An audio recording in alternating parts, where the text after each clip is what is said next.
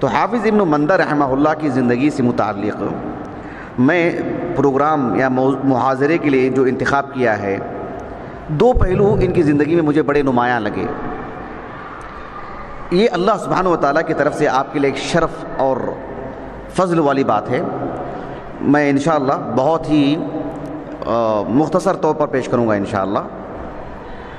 سب سے پہلی بات، حافظ ابن مندہ رحمہ اللہ، ان کا جو نام نسب، ان کا جو خانوادہ ہے، ان کا جو گھرانہ ہے،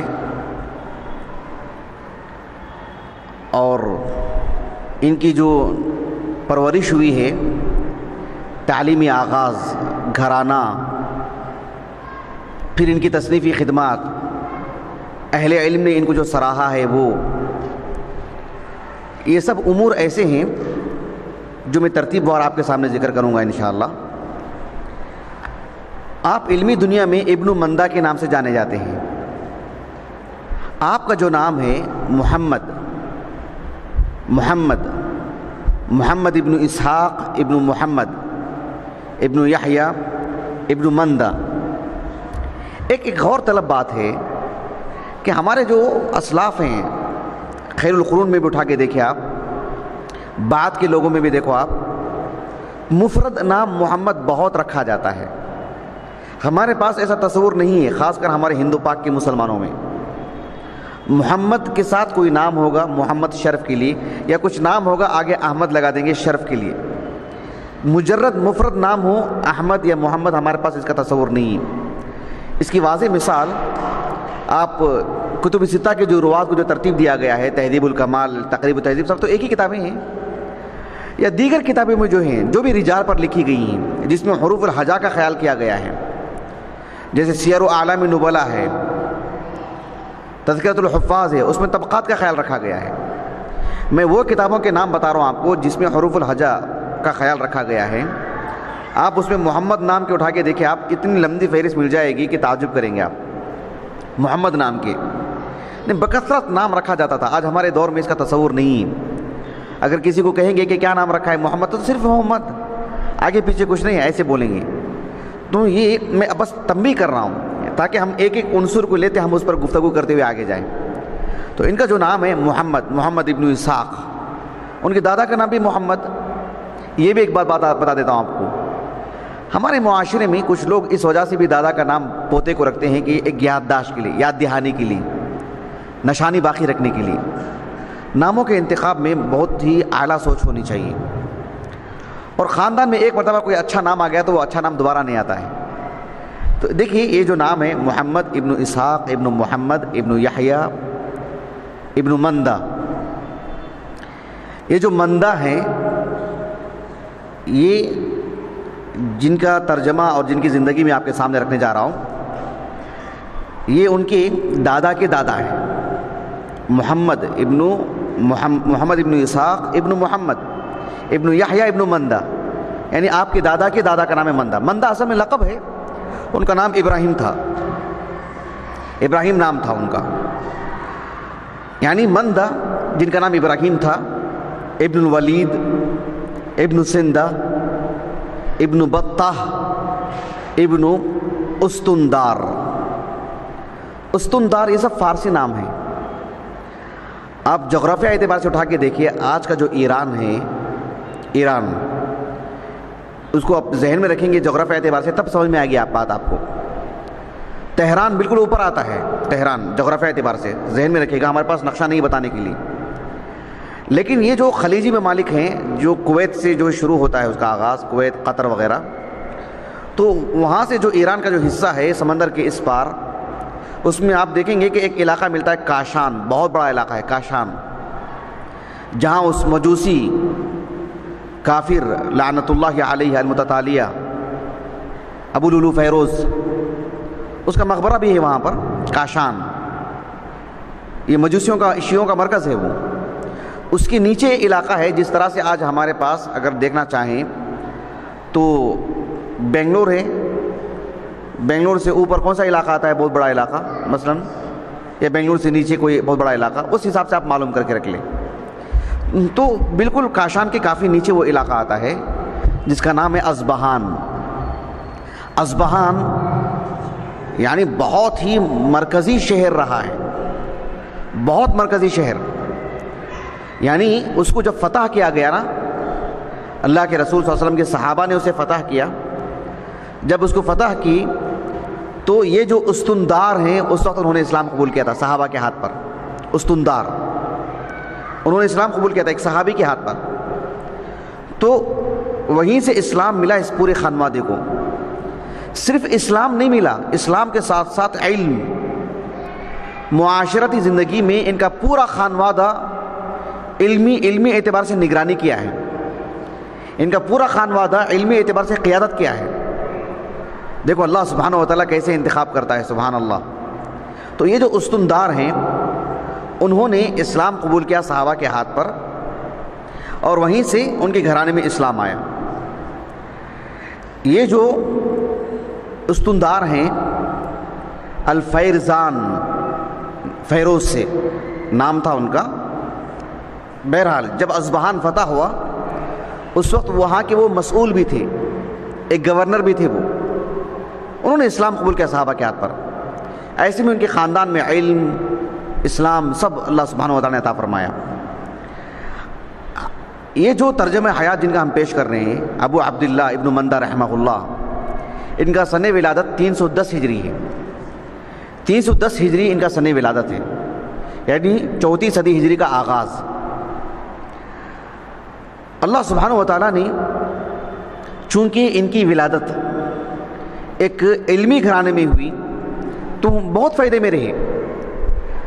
میں نے آپ کو مختلف لوگوں کی زندگی پیش کی ہے. اللہ سبحانہ و تعالیٰ نے ہمارے ان علماء کی زندگیوں کو جو باقی رکھا ہے.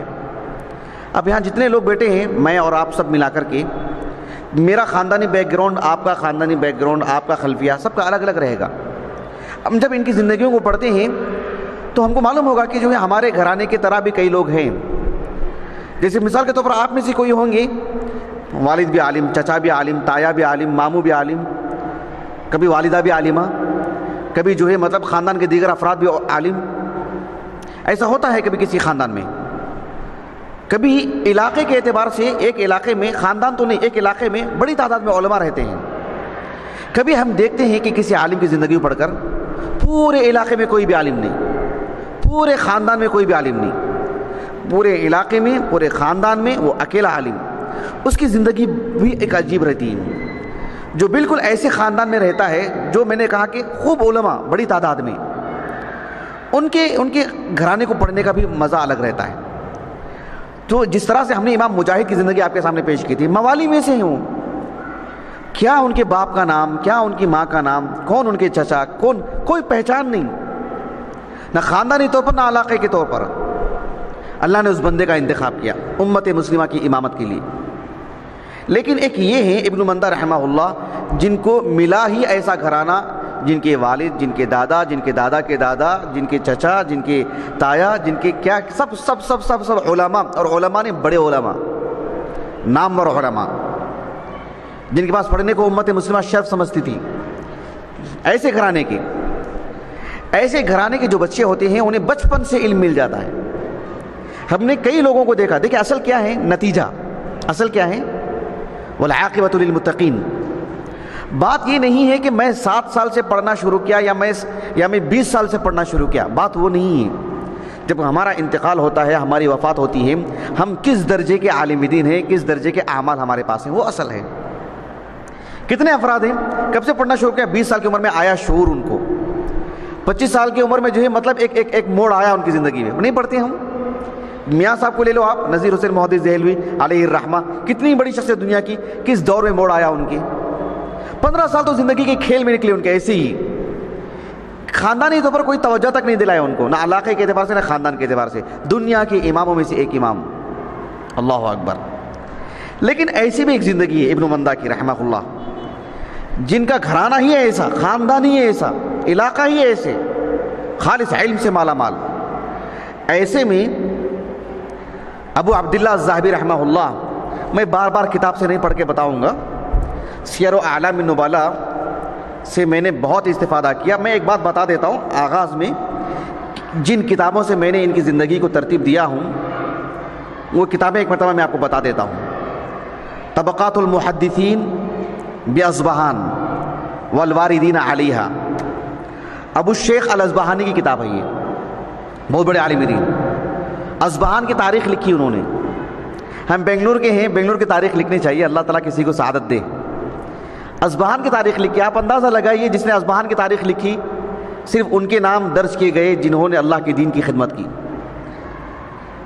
شام کی تاریخ لکھی گئی، کن کے نام آئے اس میں؟ جنہوں نے اللہ کے دین کی خدمت کی، جنہوں نے عام زندگی گزاری، دکان کھولے، کمائے، اپنے بچوں کو کھلائے، عام زندگی گئی ان کی.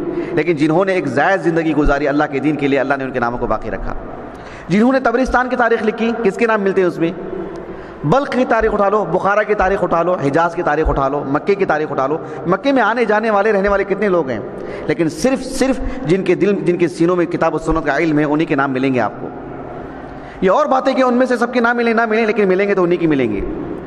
دوسرے نمبر پر بہت بولیں گے تو صرف عمرا کے گنے چنے، سب کے نہیں. لیکن اہل علم اللہ رب العالمین نے ارفع اللہ الذین آمنوا منکم والذین اوتوا العلم درجات. تو یہ جو ہے طبقات المحدثین باصبہان والواردین علیہا، تجارت کے نام پر بھی کسی کا گزر ہوا ہوگا، لیکن علم کے نام پر گزر ہوا ہے تو اس کا بھی نام اس کتاب میں موجود ہے. یہ شاملہ میں موجود ہے، کتاب میرے پاس مطبوع نہیں ہے، لیکن جو کتاب مطبوع ہے وہی حوالہ ہے اس کا. تاریخ اصبہان ابو نعیم الاصبہانی کی، صاحب حلیۃ الاولیاء، یہ بھی شاملہ سے میں نے لیا ہے. تاریخ دمشق ابن عساکر کی رحمہ اللہ، یہ بھی شاملہ سے میں نے لیا ہے. وفیت الاعیان ابن خلیقان کی، یہ میرے پاس موجود ہے الحمدللہ. سیر و اعلام النبلاء، آپ نے تو بہت مفصل لکھا ماشاءاللہ. تذکرۃ الحفاظ حافظ ابو عبداللہ الذہبی کی، اور سبت ابن عجمی کی الاغتباط بمن رویہ من الرواة بالاختلاط. یہاں ضمناً ایک بات آپ کو بتا دیتا ہوں، جب کسی کی زندگی کو آپ پڑھتے ہیں تو آپ کے ذہن میں مختلف سوالات آنے چاہیے. سوالات کہوں یا یہ کہوں کہ جو ہے ایک ذہن میں خاکہ آ جانا چاہیے کہ ہم کہاں سے ان کے بارے میں لے سکتے ہیں. مثال کے طور پر ایک عالم دین ہے، آپ دیکھیں گے وہ کتب ستہ کی روات میں سے ہیں، تو آپ ان کتابوں کی طرف بھی جائیے جو کتب ستہ کی روات سے متعلق ہیں. وہ اختلاط کا شکار ہوئے ہیں، ان کتابوں کی طرف جائیے جو مختلطین سے متعلق لکھے گئے ہیں. اگر وہ بغداد سے ان کا گزر ہوا ہے تو تاریخ بغداد بھی دیکھ لیجیے. تو اس طرح کا جو معاملہ ہے، اگر وہ قضات میں سے ہیں تو تاریخ القضات پہ ایک نظر ڈال لیجیے. اگر وہ کسی علاقے کے ہیں تو ان علاقے کے علماء سے متعلق بلدان پر جو کتابیں لکھی گئی اس پر بھی ایک نظر ڈال لیجیے. تو پھیلا کے جب چیزیں آتی ہیں تو ہر جگہ ایک الگ الگ کوئی نقطہ مل جاتا ہے. ورنہ محض تہذیب الکمال سے کتب ستہ کی روات کو لیں گے تو پھر بہت ہی ہماری معلومات میں کمی رہے گی، نقص رہے گا. ایک اصول بتا رہا ہوں میں آپ کو شخصیات کو پڑھنے سے متعلق.